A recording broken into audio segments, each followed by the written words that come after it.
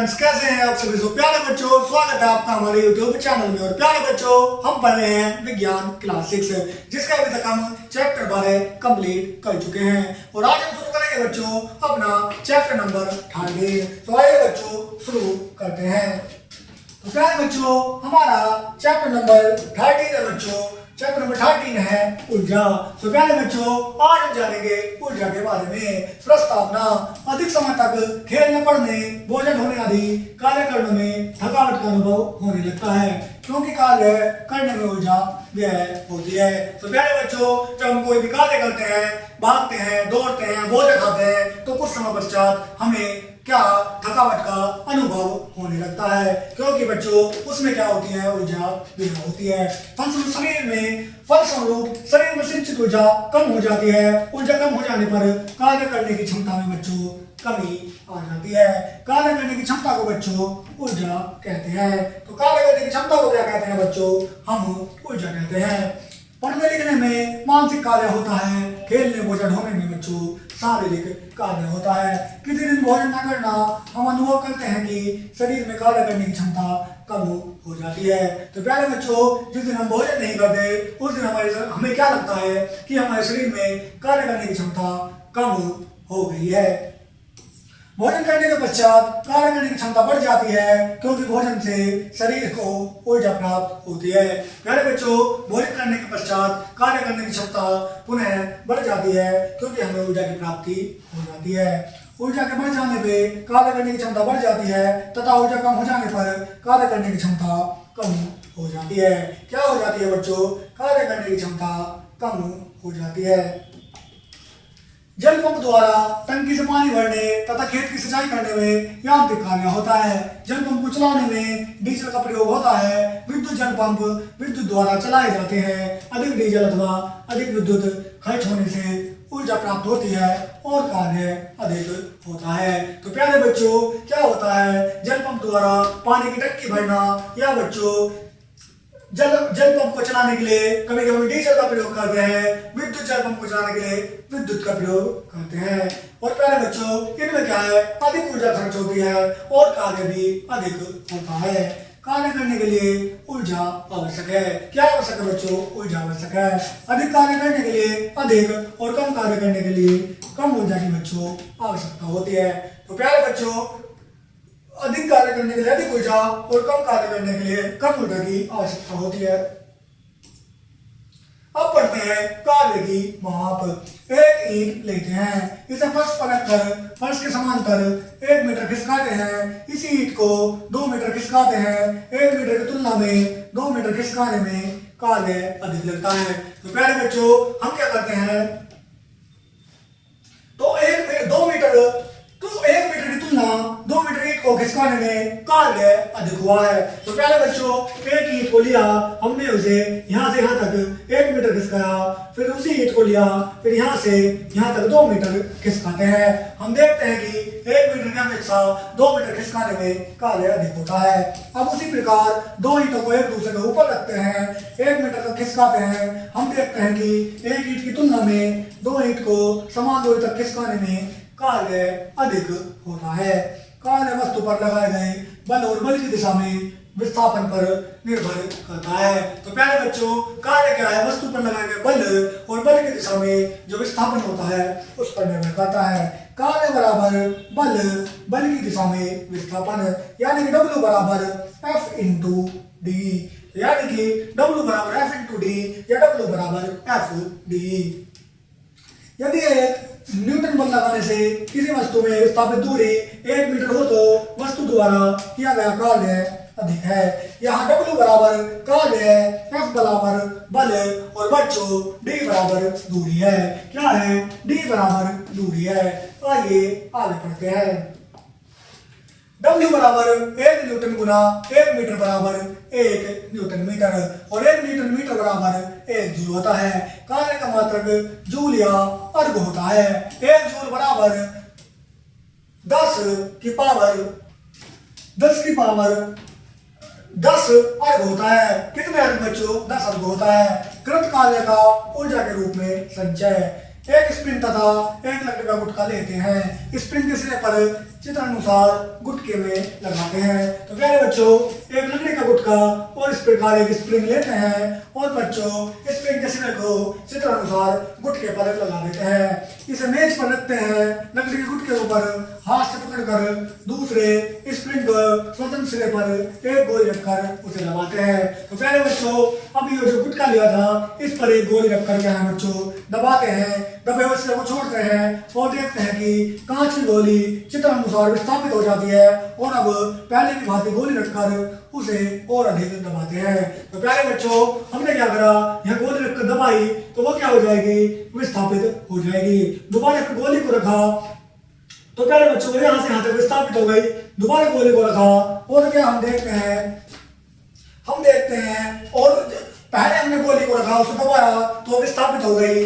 और प्यारे बच्चों, हमने दोबारा गोली को स्प्रिंग पर रखा और अधिक दबाया तो यह क्या होगी बच्चों, और अधिक दूरी तक विस्थापित हो जाएगी। क्या हो जाएगी, और अधिक दूरी तक विस्थापित हो जाएगी। स्प्रिंग के दबे हुए सिरे को छोड़ते हैं, हम देखते हैं कि कांच की गोली पहले की तुलना में अधिक दूरी तक विस्थापित होती है। क्या गया कार्य पहले की तुलना में अधिक होता है, स्प्रिंग को दबाने में कार्य करना पड़ता है। स्प्रिंग में कार्य ऊर्जा के रूप में संचित हो जाता है। संचित ऊर्जा के कारण स्प्रिंग गोली पर बच्चों बल लगाती है। क्या लगाती है बच्चों, बल लगाती है। वस्तु पर किया गया कार्य ऊर्जा के रूप में संचित होता है। ऊर्जा युक्त वस्तु बल लगाने में सक्षम होती है। अब पढ़ते हैं बच्चों ऊर्जा के विभिन्न रूप। तो पढ़ते हैं बच्चों, नंबर 1 यांत्रिक ऊर्जा। चाबी वाला एक खिलौना लेते हैं। क्या लेते हैं, चाबी वाला एक खिलौना। इसे चाबी भरकर छोड़ देते हैं, हम देखते हैं कि खिलौना गति करने लगा है, क्योंकि खिलौने में चाबी द्वारा स्प्रिंग को ऐंठन पर इस स्प्रिंग में ऊर्जा संचित हो जाती है। स्प्रिंग की ऐंठन धीरे धीरे खुलने से खिलौना चलने लगता है और स्प्रिंग में संचित ऊर्जा यांत्रिक ऊर्जा में स्प्रिंग में संचित ऊर्जा को यांत्रिक ऊर्जा कहते हैं। तो प्यारे बच्चों, एक हम चाबी वाला खिलौना लेते हैं और उसमें चाबी भरते हैं और उसे पृथ्वी यानी कि जमीन पर रखते हैं तो जैसे जैसे चाबी घूमती है बच्चों खिलौना चलने लगता है। इसी ऊर्जा को यांत्रिक ऊर्जा कहते हैं। खिंची हुई रबड़, खिंचा हुआ तीर कमान, बहता हुआ पानी, गतिमान रेलगाड़ी, गतिमान वायु आदि बच्चों यांत्रिक ऊर्जा के क्या है, उदाहरण है। नंबर 2 रासायनिक ऊर्जा। भोजन से शरीर को ऊर्जा मिलती है। शरीर के अंदर भोजन में अन्य कई पदार्थों के मिलने से रासायनिक अभिक्रियाएं बच्चों होती है। फलस्वरूप ऊर्जा बनती है। इसी ऊर्जा से शरीर अनेक कार्य करता है। भोजन में ऊर्जा रासायनिक ऊर्जा के रूप में बच्चों संचित रहती है। तो प्यारे बच्चों, भोजन में ऊर्जा किसके, रासायनिक ऊर्जा के रूप में संचित रहती है। तो प्यारे बच्चों, यहाँ गतिमान वायु, चलती हुई रेलगाड़ी और गतिमान कार यांत्रिक ऊर्जा का क्या है बच्चों, उदाहरण है। तो आइए आगे देखते हैं।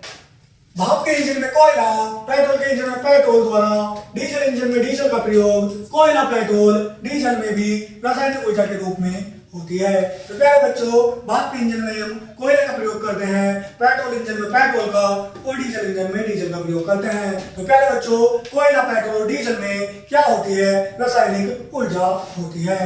नंबर 3 ध्वनि ऊर्जा। जब कोई ध्वनि कान के पर्दे पर पड़ती है तो कान का पर्दा कंपन करने लगता है और ध्वनि सुनाई देने लगती है। कभी कभी बादलों के गर्जन, पटाखों की तेज आवाज, मकान के दरवाजे, खिड़कियां हिलने लगती हैं, खिड़कियों के कांच टूट जाते हैं। इस प्रकार ध्वनि भी एक प्रकार की बच्चों ऊर्जा होती है। नंबर 4 है प्रकाश ऊर्जा। फोटोग्राफ की प्लेट तथा कैमरे की रील को काले कागज पर लपेटकर काले डिब्बे में रखते हैं। क्यों? फोटोग्राफिक प्लेट पर प्रकाश के पड़ने से रासायनिक क्रिया होती है। क्या होती है? रासायनिक क्रिया होती है। फलस्वरूप वह खराब हो जाता है और फोटो खींचने के योग्य नहीं रहता है। तो प्यारे बच्चों, उसे छिपा कर रखते हैं, उसे कागज में लपेट कर रखते हैं, क्योंकि उसको प्रकाश पड़ने से क्या होता है बच्चों, रासायनिक ऊर्जा, रासायनिक क्रिया होती है और बच्चों खराब हो जाता है। प्रकाश की उपस्थिति में पौधे अपना भोजन बनाते हैं जिनसे उनकी वृद्धि होती है। इन क्रियाओं के लिए ऊर्जा आवश्यक है। प्रकाश एक प्रकार की ऊर्जा है। तो प्यारे बच्चों, प्रकाश क्या है? एक प्रकार की ऊर्जा है। प्रकाश ऊर्जा का उपयोग स्वचालित दरवाजों, बैंकों में प्रयोग होने वाले चोर अलार्म, रोड लाइट, स्वचालित स्विचों आदि में बच्चों किया जाता है। नंबर 5 है उष्मीय ऊर्जा। भिगोने में पानी लेकर इसे ढक्कन से ढकने और जलते हुए स्टोव पर रखते हैं। तो प्यारे बच्चों, भिगोने में पानी लेकर क्या है, उसे ढक्कन से ढकते हैं और जलते हुए स्टोव पर बिल्कुल इस चित्र के अनुसार बच्चों रख देते हैं। कुछ समय बाद आप देखेंगे कि ढक्कन ऊपर नीचे गति करने लगता है, क्योंकि पानी के उबलने से भाप बनती है। भाप ढक्कन को धक्का देती हुई बाहर निकलती है, जिससे ढक्कन गति करने लगता है। क्या करने लगता है बच्चों? गति करने लगता है। नंबर 6 है विद्युत ऊर्जा। विद्युत पंखे को विद्युत सॉकेट से जोड़कर स्विच ऑन करते हैं तो हम देखते हैं कि पंखा घूमने लगता है, क्योंकि स्विच ऑन करने पर पंखे के अंदर विद्युत धारा बच्चों प्रभावित होती है, प्रवाहित होती है और पंखा घूमने लगता है। विद्युत धारा के द्वारा कारखाने की मशीनों, रेलगाड़ी का इंजन, आटा तेल, चक्की आदि चलाई जाती है। अतः विद्युत एक प्रकार की ऊर्जा है। विद्युत धारा में बच्चों कार्य करने की क्षमता होती है। क्या होती है? विद्युत धारा में कार्य करने की क्षमता होती है। तो प्यारे बच्चों, अब हम पढ़ेंगे ऊर्जा के विभिन्न स्रोत। तो प्यारे बच्चों, जानते हैं ऊर्जा के विभिन्न स्रोत। नंबर 1 है बच्चों ईंधन। खाना पकाने में ठंड से बचाव के लिए ऊष्मा का प्रयोग किया जाता है। लकड़ी, कोयला, मिट्टी के तेल को जलाने पर आग प्राप्त होती है। कोयले को जलाकर पानी को उबालने पर भाप उत्पन्न होती है। लकड़ी, कोयला, मिट्टी का तेल ऊष्मीय ऊर्जा के बच्चों स्रोत है। ट्रक, बस, मोटर, रेलगाड़ी, वायुयान को चलाने में डीजल, पेट्रोल ईंधन के रूप में बच्चों प्रयोग किए जाते हैं। आजकल पेट्रोलियम गैस द्वारा भी भोजन पकाया जाता है। लकड़ी, कोयला, मिट्टी का तेल, डीजल, पेट्रोल, पेट्रोलियम गैस आदि में रासायनिक ऊर्जा होती है। इन्हें ईंधनों को जीवाश्म ईंधन कहते हैं। क्या कहते हैं बच्चों? इन ईंधनों को हम जीवाश्म ईंधन कहते हैं। ईंधन वे पदार्थ हैं जिनके जलाने में बच्चों हमें ऊर्जा की प्राप्ति होती है। नेक्स्ट है बच्चों भोजन। शारीरिक व मानसिक विकास तथा कार्य करने के लिए ऊर्जा आवश्यक है। ऊर्जा के संचय हेतु भोजन की बच्चों आवश्यकता होती है। तो प्यारे बच्चों, हमारे शारीरिक व मानसिक विकास के लिए या किसी भी कार्य को करने के लिए ऊर्जा की बच्चों आवश्यकता होती है। और ऊर्जा के लिए हम क्या करते हैं बच्चों? भोजन करते हैं। भोजन शरीर के कार्य करने की क्षमता बढ़ाता है तथा शरीर का ताप बनाए रखने में सहायक होता है। इस प्रकार भोजन की ऊर्जा का एक स्रोत है। अधिकांश पशुओं के लिए पेड़ पौधे भोजन का बच्चों मुख्य स्रोत होते हैं। भोजन सभी सजीव जीव जंतुओं को ऊर्जा का एक स्रोत है। नंबर 3 है बायोगैस। कूड़ा करकट, औद्योगिक कारखानों को कचरा, फसलों के अवशेष, जल, मलमूत्र, गोबर, लकड़ी आदि को बायोमास कहते हैं। क्या बच्चों? जो हमारा कूड़ा करकट है, औद्योगिक कारखानों का कचरा है, फसलों के अवशेष है, जल, मलमूत्र, गोबर, लकड़ी आदि को बायोमास कहते हैं।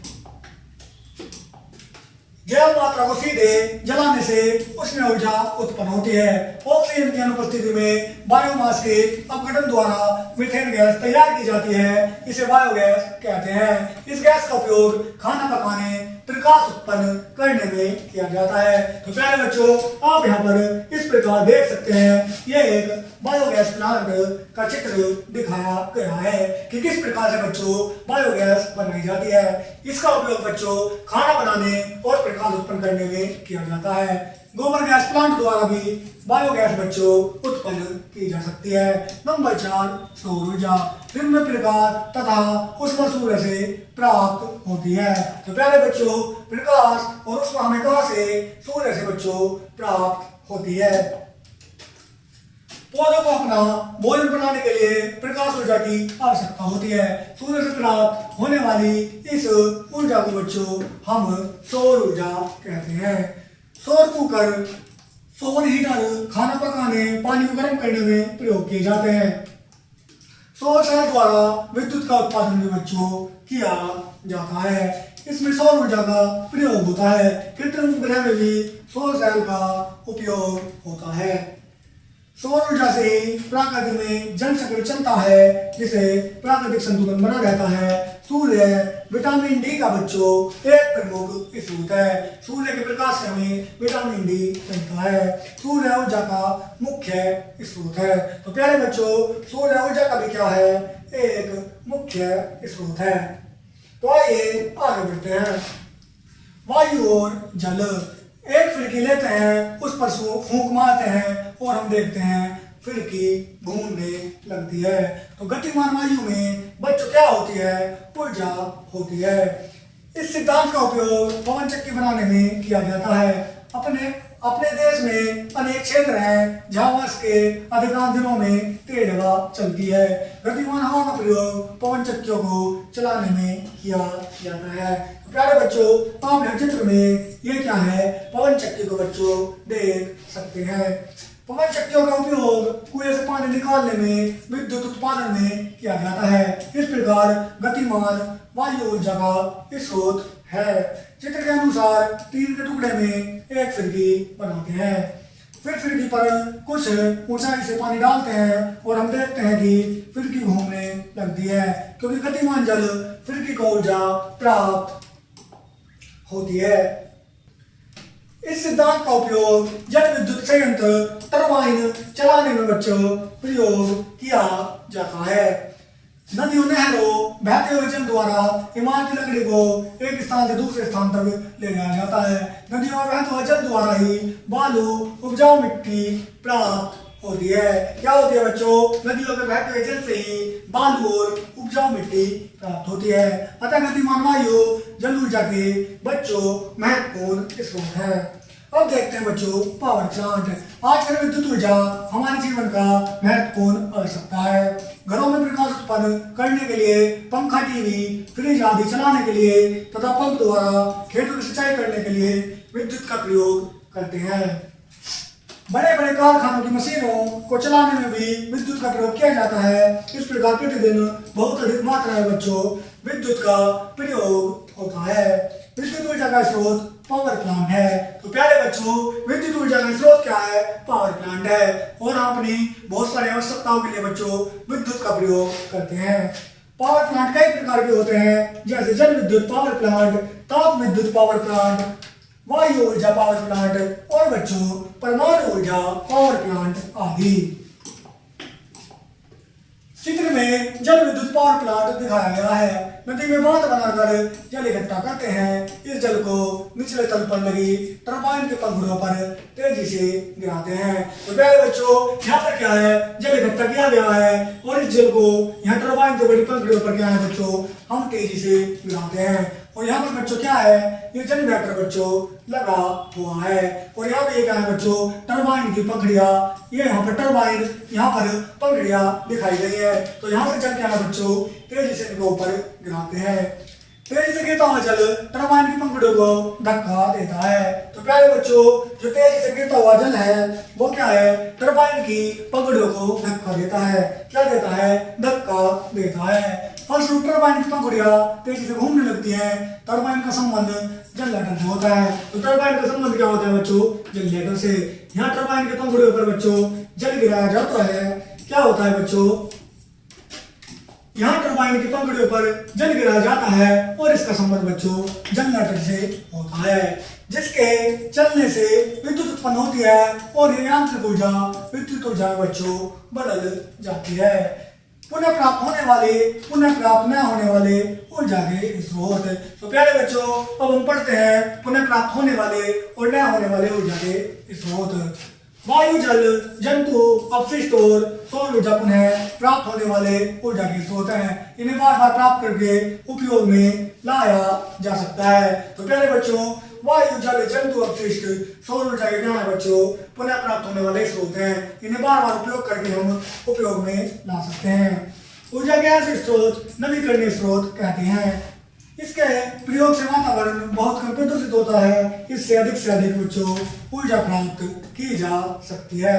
लकड़ी, पत्थर का कोयला, मिट्टी का तेल, डीजल, पेट्रोल आदि पुनः न प्राप्त होने वाले ऊर्जा स्रोत हैं। इन स्रोतों के समाप्त होने पर इन्हें पुनः प्राप्त करना संभव नहीं है। इन्हें हम अनवीकरणीय या गैर नवीकरणीय स्रोत कहते हैं। इनका विवेकपूर्ण उपयोग न होने पर शीघ्र समाप्त हो सकते हैं, जिससे ऊर्जा संकट उत्पन्न हो जाएगा। अतः आवश्यकता अनुसार हमें ऊर्जा का व्यय किया जाना चाहिए। तो प्यारे बच्चों, हमें आवश्यकता के अनुसार ही क्या है? ऊर्जा का उपयोग करना चाहिए। तो प्यारे बच्चों, इस प्रकार हम अपना चैप्टर नंबर 13 बच्चों कंप्लीट कर चुके हैं। आशा करता हूँ कि ये चैप्टर आपको अच्छे से समझ में आया होगा। तो प्यारे बच्चों, आज के लिए इतना ही। मिलता है नेक्स्ट वीडियो में, तब तक के लिए धन्यवाद।